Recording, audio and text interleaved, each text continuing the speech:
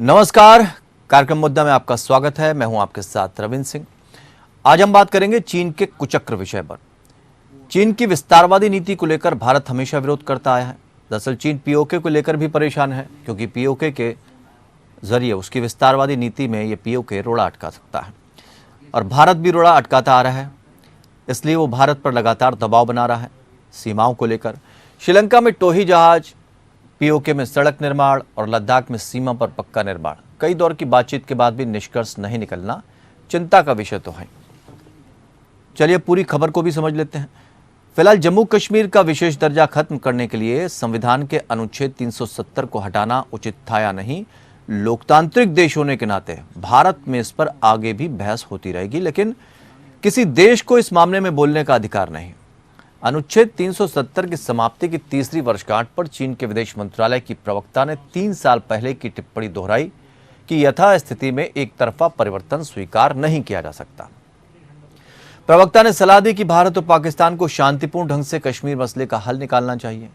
चीन ने पाकिस्तान की इस आपत्ति का भी दृढ़ता से समर्थन किया कि अगले साल जम्मू कश्मीर में G20 की बैठक के प्रस्ताव को मंजूर नहीं किया जा सकता।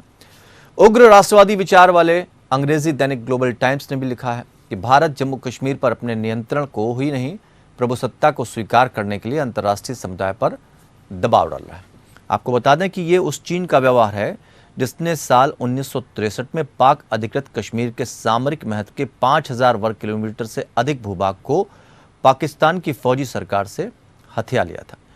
चीन पीओके में कनेक्टिविटी बढ़ाने के लिए कई सड़कें बनाने के साथ ही झेलम पर जल विद्युत परियोजना का निर्माण भी कर रहा है। अंतर्राष्ट्रीय विस्तार से प्रेरित चीन की बेल्ट एंड रोड इनिशिएटिव को भारत ने इसलिए ठुकरा दिया कि वो वाया पीओके निकाली जा रही थी। ताइवान संकट बढ़ने पर हूबहू चीन की शब्दावली में भारतीय विदेश मंत्रालय के प्रवक्ता ने पलटकर जवाब दिया। अन्य देशों की तरह भारत भी हाल के घटनाक्रम से चिंतित है और उन्होंने कहा कि हमारा अनुरोध है कि संयम बरतते हुए यथास्थिति को बदलने के लिए एक तरफा कार्रवाई न की जाए। क्षेत्र में तनाव कम करते हुए शांति और स्थिरता के लिए प्रयास किया जाए। ये वक्तव्य कौशलपूर्ण राजनयिक का परिचायक है। भारत ने एक चीन नीति में बदलाव ना करते हुए भी एक परिवर्तनपूर्ण निरंतरता को नए संदर्भ में रेखांकित कर दिया। अरुणाचल प्रदेश पर दावा करने, जम्मू कश्मीर के निवासियों को अलग से वीजा नत्थी करने और सिक्किम पर नीति बदलने के बाद वर्ष 2008 में पिछली सरकार ने एक चीन नीति पर खामोश रहने का फैसला किया। चीन को दिक्कत होना स्वाभाविक थी। आपको यह भी बता दें कि जो बात बीजिंग में सरकारी प्रवक्ता कह सकते थे, उसे नई दिल्ली में राजदूत सुन वीदांग से कहलवाया गया।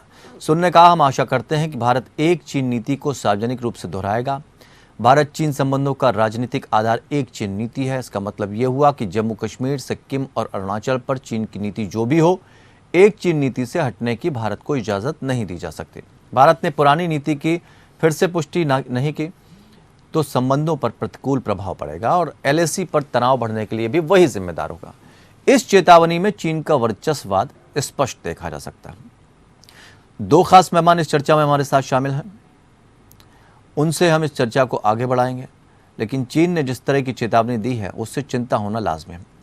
पूर्व विदेश सचिव विजय गोखले ने कुछ समय पहले प्रकाशित अपनी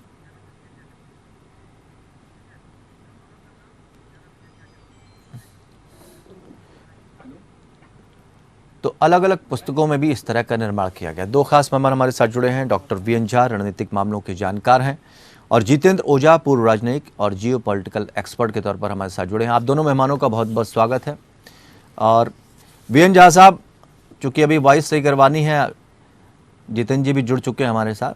हम समझना चाहेंगे कि ये जो चेतावनी है चीन की, कैसे देखा जाए इसको? रविंद्र जी, बहुत बहुत धन्यवाद चैनल पे इस डिस्कशन को उठाने के लिए। जहां तक चीन की बात है, तो चीन का ये जो गिदड़ भभकी है, ये उसके कॉशंस हैं, ये इसके वार्निंग्स हैं, ये इसके एडवाइजरीज हैं, ये हर नाउ एंड देन हमें मिलता रहता है। और इसमें जहाँ तक भारत सरकार का सवाल है, तो मैं आपको बता दूं कि एज अ डिफेंस एक्सपर्ट हम समझते हैं कि भारत किसी न किसी तरह से एक फीडबैक दे रहा है, लेकिन जितना सशक्त फीडबैक देना चाहिए, जी। वो नहीं आ रही है। आपको पता होगा कि चीन जब भी भारत का नाम लेता है, हम उस वो स्थिति में है कि एडवाइजरी हम एक इश्यू करता सशक्त है या संदेश दे वार्निंग इश्यू सकें। करता है। हम उस और हमारे स्थिति जो भी जो प्रवक्ता वीएन झा मिनिस्ट्री साहब। ऑफ एक्सटर्नल अफेयर्स के, जी। जो उन्होंने जो एक कॉशन जारी की है, कॉशन तो नहीं जारी की है, उन्होंने कहा हमारा अनुरोध है, हम्म। हमारा रिक्वेस्ट है। तो ये शब्द जो यूज होते हैं, हम्म। बेशक आपने कहा है कि यथास्थिति रहनी चाहिए, बेशक आपने कहा है कि जो जो जो भी जो समस्याएं हैं हम्म। उसका जो समाधान हो वो द्विपक्षीय हो या शांतिपूर्वक हो, लेकिन ये जो अनुरोध है इस शब्द से आगे बढ़िए। हम्म। मिनिस्टर ऑफ डिफेंस जी, जो रविशंकर, आपको जयशंकर जी हैं, हम्म। इनको एक लाइन अब लेना चाहिए कि आई एडवाइस और India advises China to do this this this this this, हमारे भाषा में चाहिए जो अभी तक नहीं आई है। बेशक आप चीन का नाम लें या ना लें वो अलग बात है, लेकिन जिस तरह से एक वन चाइना पॉलिसी के लिए अभी भी आप खामोश हैं, क्यों जी? हम अभी तक वन चाइना पॉलिसी पे क्यों खामोश हैं? जब आप देखो, जब भी देखो आप, चीन हमें ये सजेस्ट करता रहता है कि आप कश्मीर में ये नहीं करो, आप अरुणाचल में ये नहीं करो, आप सिक्किम में ऐसे नहीं करो, लेकिन खामोश है। ठीक है। अब समय आ गया है कि वी मस्ट डिनोंस वन चाइना कोई लकीर पॉलिसी इन खींचनी पड़ेगी। No Jitendra Ojha ji, second. अगर आप तक आवाज पहुंच रही है हमारी तो समझना चाहेंगे, क्योंकि धीरे धीरे करके आगे चाइना बढ़ता गया, घेरने की कोशिश की गई, हमें खतरे के संकेत मिलते रहे, फिर भी हम यही कहते रहे कि नहीं अभी ऐसा कोई मामला दिखता नहीं है। अब क्या कहेंगे? अब वो कश्मीर मामले में भी दखल देने की कोशिश कर रहा है कि शांति से सुलझाएं। अब कैसे देखा जाए कि वास्तविक रूप से जिस तरह से वीएन झा साहब कह रहे हैं कि एक लकीर खींचने की आवश्यकता है, हम भारत उस स्थिति में है कि एक लकीर खींचे? देखिए, आपको स्थिति बनानी पड़ती है। कोई भी बड़ी सभ्यता घर में बैठे बैठे सोए सोए या कुछ लोगों के ऐशो आराम से नहीं बनती है।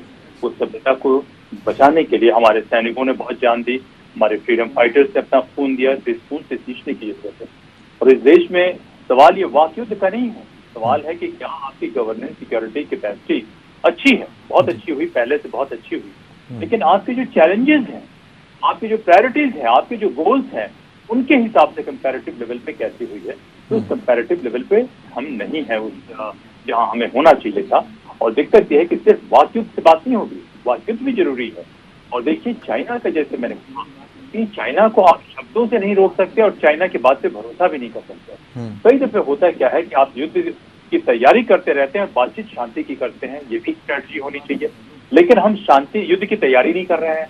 हम शांति की तो बात कर रहे हैं, वो अच्छी बात है, लेकिन युद्ध की तैयारी जिस तरीके से होनी चाहिए वो नहीं हो रही है। तो युद्ध की तैयारी में इसका मतलब नहीं होता है युद्ध में कि आप अपने आप को खत्म कर दें, एग्जॉस्ट कर दें। ये लॉन्ग टर्म तैयारी होती है। और लॉन्ग टर्म तैयारी हिंदुस्तान की जो भी स्ट्रेटेजिक कम्युनिटी के लोग हैं, जो हमारे सिस्टम में इम्बैलेंसेस हैं, वो नहीं हुए। और जिस किसी ने बात करने की कोशिश की, चाहे वो साइंटिफिक इनोवेशन करके की बात होती है, कुछ बात होती है, तो बड़े अजीबोगरीब तरीके से उस व्यक्ति को कुछ न कुछ हो जाता है। एक क्रायोजेनिक इंजन के इसमें नम्मी नारायण का केस जो है कई चैनल से उछाला है, लेकिन उसके अलावा बहुत सारे ऐसे केसेस हैं जहां पे लोग गवर्नेंस में रिफॉर्म की बात करते हैं, नेशनल सिक्योरिटी में बहुत अच्छी आइडियाज की बात करते हैं, तो किसी न किसी तरीके से हमारे देश के सिस्टम में उनको खत्म कर देते हैं। तो देखिए, चाइना जो है काफी बड़ी क्लैरिटी है उसके जो भी रूलर्स हैं, उनको अपने देश में मजबूत होना है।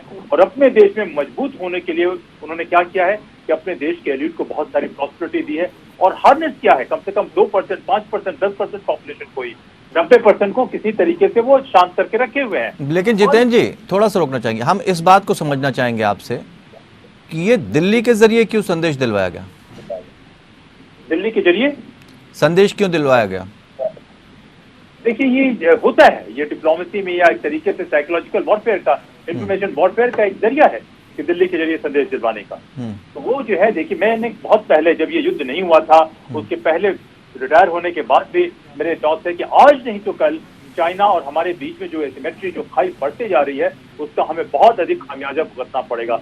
और ये चेंजेस छोटे मोटे कॉस्मेटिक चेंजेस से नहीं होंगे। चलिए, जयशंकर जी ने बात कही, कहना चाहिए हमें वन चाइना पॉलिसी तो हमें मानना ही नहीं चाहिए कि जब भारत गुलाम था अंग्रेजों का और या मुगलों का या ऐसे जाहिलों का राज था, उस राज में चाइना का एक्सपेंशन होता है। तिब्बत को उन्होंने उस वक्त कब्जा कर लिया, हम चुप रहे। हम जो है, हमारे शासक जो है उनमें मैं कहता हूं कि स्ट्रेटेजिक मायोपिया रही। क्योंकि अगर स्ट्रेटेजिक मायोपिया नहीं होती तो वेव आफ्टर वेव जो है एक्सटर्नल इन्वेडर्स हमें इन्वेड करते रहे, हमारी सभ्यता को ट्रैम्पल करते रहे, हम भीतर के झगड़े में लगे रहे और आज भी हम भीतर के झगड़े से निकलना नहीं चाहते हैं। तो ये जो साइकोलॉजिकल बीमारी है रविंद्र जी, उसको ठीक करने की जरूरत है। सिर्फ बात स्टेटमेंट की नहीं है, स्टेटमेंट और ये सब काम तो चलते रहते हैं, लेकिन जब तक गवर्नेंस में हम मजबूत रिस्ट्रक्चरिंग नहीं करते हैं और इस तरीके के छद्म युद्ध को नहीं करते हैं, लॉन्ग टर्म कैपेसिटी नहीं बोस्टर करते हैं और हम समझते हैं कि नहीं जो चल रहा है वो चलते रहना चाहिए। क्यों? क्योंकि जो लोग जो है कई जगह हेल्थ पे है उनको नेशनल सिक्योरिटी की समझ नहीं है। लेकिन मैं कहता हूं कि नेशनल सिक्योरिटी पे जब खतरा आता है तो सबसे अधिक किसी को अगर कॉस्ट पे करना पड़ता है तो देश के एलीट को पे करना पड़ता है। तो हमारे सिस्टम में बहुत सारे कॉन्ट्राडिक्शंस और इम्बैलेंसेज हैं। मैं नहीं कहता हूं कि अचानक वो ठीक हो जाएंगे, उसके तरफ भी बहुत ठोस कदम उठाने की जरूरत है। साथ में ये देने के मैंने संदेश देने के साथ साथ कि देखिए mister China, mister Xi Jinping, आपकी ये सब चीजें नहीं चलने वाली हैं, तो उसमें हमें कड़ा रख तो रविंद्र जी अख्तियार करना ही होगा। बिल्कुल वीरेंद्र झा साहब, हम ये भी समझना चाहते हैं आपसे, क्योंकि अब एक तरह से देखा जाए हम भले ही कहते रहे कि ऐसा कोई खतरा नहीं है हमारे ऊपर, लेकिन जिस तरह की हरकतें चीन की नजर आ रही हैं उससे कहीं ना कहीं एक अंदेशा तो लगने लगा है कि वो चाहता क्या है। ये जो अग्निवीर आई है, क्या उसी को लेकर एक कदम है कि हमें जल्दी से जल्द सेना की भर्ती भी करनी है और एक मजबूती देनी है सेना को? उससे जोड़ के देखा जाए इसको। ये जो देखिए भारत सरकार की जहां तक पॉलिसी है मिनिस्ट्री ऑफ डिफेंस की या रक्षा मंत्री की, रक्षा मंत्रालय की, वो लगभग क्लियर है। हम चीन से लड़ाई करने नहीं जा रहे हैं चीन का कोई भाग अधिग्रहण करने के लिए। हाँ, अगर चीन हमारे तरफ बढ़ेगा तो फिर लड़ाई से हमें उज्र नहीं होगी। तो हमारी जो पॉलिसी है वो डिफेंस की है, तो इसमें कहीं भी हमारी ऑफेंसिव कैपेबिलिटी जो है हम चीन के अंदर नहीं जाने वाले हैं, ये तो बिल्कुल क्लियर है। और अगर कभी जाना पड़ा तो वो भी डिफेंस का एक हिस्सा होगा। आपको पता है हमारे पास में 2019 में एक MSF रेज हुई है, माउंटेड स्ट्राइक फोर्स, उसका भी कमिटमेंट है। नहीं, हम चीन के अंदर जा नहीं सकते। चीन हमारी सीमा पे अगर कब्जा कर लेगा तो फिर हम कहेंगे हम अपनी सीमा के अंदर भी नहीं जा सकते। ना, आप गलत समझिए। ये बात नहीं कि हम चीन के अंदर नहीं जा सकते, वही मैं आपको बता रहा था। ये जो माउंटेन स्ट्राइक फोर्स जिस लॉजिक से रेज हुई है, उसका एक ही ध्येय है कि अगर हमें चीन के अंदर जाना पड़ा तो हम जाएंगे। माउंटेन स्ट्राइक फोर्स की वही एक प्राइम जो लॉजिक है, जो रिस्पॉन्सिबिलिटी है, जो उसका जो मैंडेट है वही है। लेकिन वो हम उसको उसके अंदर में ऑक्यूपाई करने के लिए नहीं जाएंगे कभी भी। अगर जाएंगे तो किसी एक रणनीति की तरह कि हमें एक पर्टिकुलर ऑब्जेक्टिव को ऑक्यूपाई करना है, रीच करना है, उसके लिए माउंटेन स्ट्राइक फोर्स अंदर जाएगी। अदरवाइज हम सिर्फ डिफेंस में हैं कि हमारा एक ही इंच चीन अधिग्रहण न करे। इसके लिए 2-3 चीजें बहुत जरूरत है। अगर आप मुझे 1 मिनट दे तो मैं आपको बताऊं। जी बिल्कुल। सबसे बड़ी जो चीज है वो एक जो देश की एक्सटर्नल जो लुकआउट होती है, इंटरनेशनल जो अप्रोच होता है चीन के खिलाफ, हमारा अप्रोच का जो अप्रोच है वो कहीं पर भूल है। एक तो वन चाइना की पॉलिसी, दूसरा ताइवान को लेकर बड़ी भूल स्थिति में है। हम उसको ना हम राजनीतिक जो एक संबंध है वो कर पा रहे हैं, और नहीं ये चीज दिखा पा रहे हैं कि हम आपसे करते हुए नहीं है। जो गलती 1959 में 1959 में नेहरू जी ने किया था को साइन करके, वो हमारी बाध्यता नहीं है, हम उसके लिए बाध्य नहीं है। आज की सरकार अलग है। ये चीज बड़ा क्लियरली लेना चाहिए और बड़ा क्लियरली हमें ये चीज बताना चाहिए कि आप हमारे भूभाग पे जो 45,000 स्क्वायर किलोमीटर से आप बैठे हुए हैं, this is not acceptable to us. नहीं, ये बात सुनने में भी अच्छी लगती है, लेकिन इतना वक्त बीत गया है, हम वो लकीर क्यों नहीं खींच पाए जो हमें अब तक खींच देनी चाहिए थी।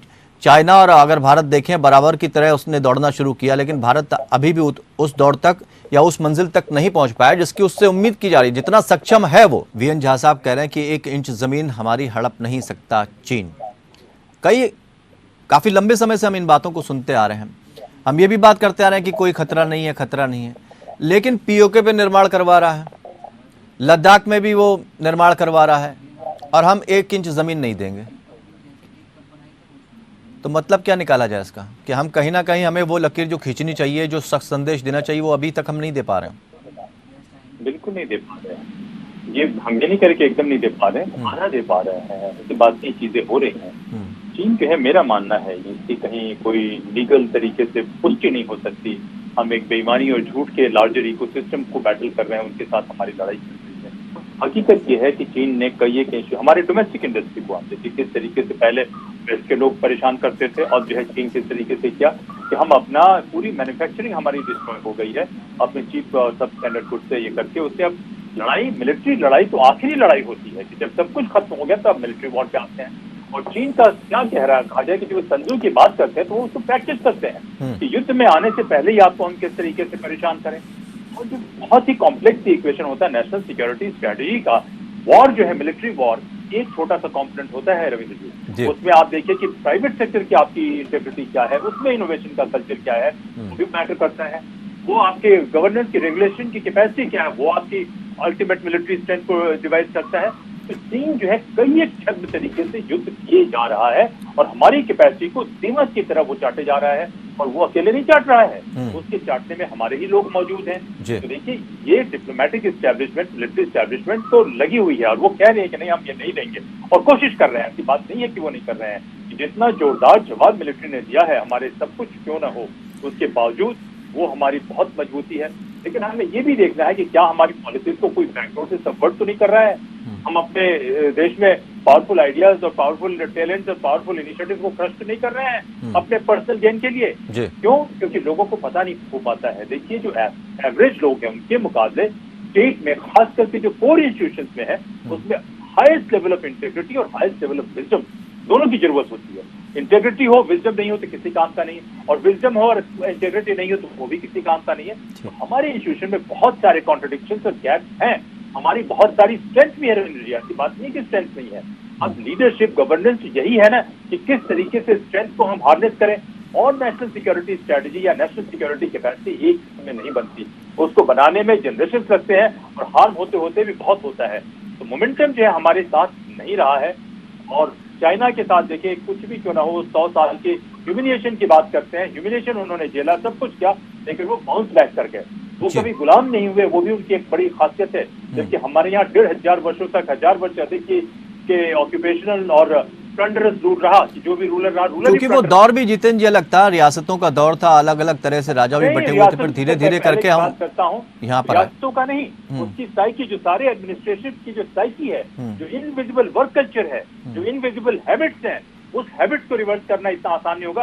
रियासत की आप छोटी मोटी बात करें, मैं तो बहुत लंबे समय से समझता हूँ कि 1000 साल पहले, 2000 साल पहले भी जो आपके कुछ जेनेटिक मेकअप्स है, जो आपकी थॉट प्रोसेस है, उसमें भी कंटिन्यूटी होती है, और उसमें चेंज लाना आसान नहीं होता है। लेकिन हमें अपने विस्तार के साथ जितेंद्र जी कहीं ना कहीं ये नीति भी अपनानी चाहिए थी कि जिन देशों के साथ चाइना का अपना विवाद है, लगभग 23 देश ऐसे हैं जिनके साथ चाइना का विवाद है, हम इनको भी अगर एकजुट कर लेते तो प्रेशर बना सकते थे। देखिए, ये एक टैक्टिकल तरीका होता है कि एकजुट कर ले, लेकिन वो 22 देश समझते हैं कि भारत जो है अगर क्राइसिस होती है तो भारत के सॉफ्ट अप्रोच है, भारत हमें मदद नहीं कर पाएगा। चाइना से अब कहते हैं ना कि एक राक्षस आता है आपके गांव में, और लोग कहते हैं कि एक बार हम एक आदमी को खाएंगे, तो गांव के लोग समझते हैं कि सबको खा जाए उससे पहले भाई एक आदमी की बलि दे दो। ये छोटे देश यही समझ रहे हैं ना कि इस राक्षस से हम पूरी तरीके से नष्ट होने से अच्छा है कि इसको थोड़ी बहुत इसकी बात मान लें, थोड़ा कॉम्प्रोमाइज कर लें, थोड़ी चीजें दे दें। ये जो है देशों के जियो पॉलिटिक्स में देखिए, बड़े पावर्स, कुछ बड़े पावर्स का एक उनके भीतर में स्ट्रेटेजिक बैलेंस का होना बहुत जरूरी है। अब अपनी गलती से वेस्ट ने चाइना को इतना ज्यादा एक बड़ा मॉन्स्टर बना दिया है कि उस मॉन्स्टर की वजह से पूरे क्षेत्र की स्थायित्व तो खराब हो रही है। अब वो रियलाइज कर रहे हैं, लेकिन उनके रियलाइज करने से और उनके ऊपर भरोसा हम क्यों करें? लेना चाहिए उनसे मदद, लेकिन हम अपने गवर्नेंस में रिस्ट्रक्चर करना नहीं चाहते। और ये रिस्ट्रक्चर कैसे हो, ये सिर्फ मंशा से नहीं होगा, इससे बहुत ज्यादा मैंने कहा ना कि विजडम चाहिए, बहुत इंटेग्रिटी भी चाहिए। और ये दोनों चीजें जो है हम ऐसी व्यवस्था बना रखे हैं, इन दोनों चीजों का सस्टेन करना इस व्यवस्था में बहुत मुश्किल है। मैं नहीं कहता कि संभव है, बहुत ही मुश्किल है। और ये जो है पॉलिटिकल लीडरशिप से नहीं होता है, और मिलिट्री लीडरशिप से भी नहीं होता है। तो जो विजन चाहिए, शायद हमें लगता है कि वो विजन हम बिल्ड नहीं कर पा रहे हैं और उस जगह जा नहीं पा रहे हैं। आप पॉलिटिक्स में देखिए, कई एक इसमें देखें कि या तो स्क्वॉबल में हम चले गए हैं, इररिकंसाइलेबल स्क्वॉबल पॉलिटिकल स्पेस में, by partisan approach national security पे हो नहीं पा रहा है। और कई एक जगह इंडिविजुअल और इंस्टीट्यूशन में कॉन्फ्लिक्ट हो गया है कि जो इंडिविजुअल प्रॉस्पर कर रहे हैं वो इंस्टीट्यूशन के कॉस्ट पे प्रॉस्पर कर रहे हैं। कुछ ठीक। सेक्टर, प्राइवेट सेक्टर हमारे प्रॉस्पर कर रहे हैं, देश के कॉस्ट पे कर रहे हैं। ये कॉन्ट्रडिक्शन हम एड्रेस नहीं कर पा रहे हैं। मैं नहीं कहता कि अभी इसकी बात है, अभी तो खैर वीएन झा साहब से मैं सहमत हूँ कि कड़ा रुख अपनाना है, लेकिन कड़ा रुख बैक करने के लिए गवर्नेंस को भी ठीक करना होगा। रविंद्र जी, बिल्कुल वीएन झा साहब, हम कई जगह कई दौर की वार्ता भी कर चुके हैं, लेकिन चीन कहाँ रुकावट पैदा कर रहा है और उसकी मंशा क्या है, और हम कहाँ कहाँ मजबूत हैं ज्यादा चीन से? कविल जी, हम लोग आज इस पर डिस्कशन कर रहे हैं और आज ही एक आर्टिकल छपी है, एक ऑनलाइन मैगजीन है जिसका नाम है द काउंटर व्यूज जी। उसमें एक आर्टिकल छपी है जो हमारे लिए बहुत फेवरेबल नहीं है। उसका शीर्षक है faltering Indian army along LOC and LAC. देखिए, जो भी अभी तक हुआ है इसमें आर्मी अछूती नहीं है उन रिवर्सल से। बहुत पूर्व में चाहे वो हमारा अक्साई चीन चला गया, चाहे पाकिस्तान ने अपना वो पीओके का एरिया उनको दे दिया, लेकिन उसके बाद से जो गतिविधियां हो रही हैं उसमें एलओसी को छोड़ दीजिए, आज हम लोग एलओसी बात नहीं कर रहे हैं, लेकिन एलओसी के तहत, एलएसी के तहत में अभी भी बहुत कुछ हो रहा है। जब से ये डी एस्केलेशन हुआ था, जहाँ पे कि पेंगोंग एरिया से उन्होंने खाली, लेकिन जमीन को लेकर तो हमने बांग्लादेश के साथ भी आपसी सामंजस्य बैठाया ना। जी मैं आ रहा हूँ। देखिए, जब से ये डी एस्केलेशन हुआ था एक पर्टिकुलर एरिया में, उसके बाद में हम बातचीत का दौर करते जा रहे हैं, क्योंकि वो जो एक समझौता हुआ था उसमें लास्ट लाइंस जो थी वो ये थी कि ये एक बिगनिंग पॉइंट है, इसके बाद हम आगे की भी जो प्रॉब्लम्स हैं उसको सॉल्व करेंगे, लेकिन वो अभी तक सॉल्व नहीं हुआ है। और इसमें कहीं न कहीं जो अपनी इंडियन आर्मी है, इंडियन डिफेंस सर्विसेज है, इसमें एक थोड़ी सी फॉल्टिंग हो रही है, जो कि इस पर्टिकुलर जो आर्टिकल में है इसमें बताया गया है।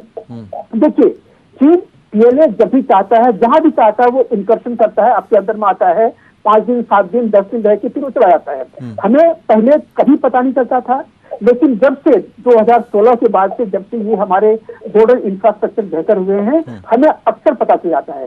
लेकिन इसमें हम जानते हैं कि हमारे पास में इतना बड़ा आर्मी नहीं है कि हम हर जगह, ये जो 3500 किलोमीटर हमारा स्टेट है, हर जगह में आर्मी लगा सकते हैं। लेकिन वहां पर जो सिविलियंस हैं, हम सिविल डिफेंस को क्यों नहीं रेज कर सकते हैं, जिनके पास में एक ड्रोन देके हमारे सैटेलाइट वहां पे मूव कर रहे हैं, उन सैटेलाइट को कंबाइन करके हम एक नजर रखें इन सारे एरिया पे। बिल्कुल, यानी हम बॉर्डर पे कहीं ना कहीं मजबूती हमें मिलती नजर आ रही है और हमने काफी हद तक प्रयास किए हैं। जितेंद्र जी, चलते चलते एक टिप्पणी लेना चाहेंगे। अभी जिन जिन सेक्टरों की हमने बात करी, जहां जहां पर आपने वीकनेसेस बताई, क्या क्या हम ऐसा कर सकते हैं कि अब जो स्थिति बनी हुई उसमें हम चाइना को एक सख्त संदेश दे सकें? वक्त बहुत कम है, बस 30 सेकंड में आपका जवाब चाहेंगे। हाँ, मैं देखिए, एक डिफेंसिव अप्रोच जब तक आप रखे रहते हैं और दूसरे दल को लगता है कि कोई इसके कॉन्सिक्वेंसेज नहीं होंगे, तो उनका मनोबल बढ़ जाता है। तो जिनको ये रियलाइज करना होगा कि उनकी हरकतों का नतीजा बहुत खतरनाक उनके लिए होगा, जब तक ये संदेश नहीं दिया जाता है तब तक चाइना होने वाला नहीं है। जी, बहुत बहुत शुक्रिया आप दोनों मेहमानों का इस खास चर्चा में शामिल होने के लिए। लेकिन चीन का कुचक्र भले ही हो, भारत इस बार उस कुचक्र को कुचल कर रहेगा। इंफ्रास्ट्रक्चर की जैसे बात कर रहे हैं कि हमारी भारतीय सेना का इंफ्रास्ट्रक्चर बहुत बेहतर हुआ है पहले से, चाइना के लिए इतना आसान नहीं होगा भारत से टकराना, क्योंकि भारत का कद अंतर्राष्ट्रीय स्तर पर भी इतना बड़ा हो चुका है। लेकिन इन सब के बावजूद भी अगर हम सेल्फ असेसमेंट करें तो हमें सतर्क रहने की ज़रूरत है। हम चीन को हल्के में नहीं ले सकते या आंख बंद करके भी नहीं बैठ सकते। अब डिफेंसिव होने की बजाय हमें उसको सख्त जवाब देना ही होगा और ये वक्त आ गया। मुद्दा में फिलहाल इतना ही, जुड़े रहिए हमारे साथ।